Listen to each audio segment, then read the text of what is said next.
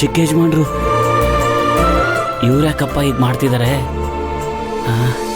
Hello, ಹೇಳಿ ಯಜಮಾನ್ರೆ. ಏನ್ ಹೇಳೋದು, ನನ್ನ ತಂಗಿ ನಿನ್ನ ಮೇಲೆ ಪಂಚಾಯತಿಲಿ ದೂರು ಕೊಟ್ಟಿದ್ದಾಳೆ. ಅಯ್ಯಯ್ಯೋ, ನಾನೇನಂತ ತಪ್ಪು ಮಾಡಿದೆ ಚಿಕ್ಕ ಯಜಮಾನ್ರೆ? ಏನ್ ತಪ್ಪು ಮಾಡಿದೆ ಅಂತ ಕೇಳ್ತಾ ಇದೆಯಲ್ಲ. ನನ್ನ ತಂಗಿ ಎಷ್ಟು ನೊಂದ್ಕೊಂಡಿದ್ದಾಳೆ ಗೊತ್ತಾ? ಅದಕ್ಕೆ ನಾವು ಎಲ್ಲರೂ ಸೇರ್ಕೊಂಡು ಒಂದು ನಿರ್ಧಾರ ತಗೊಂಡಿದ್ದೀವಿ.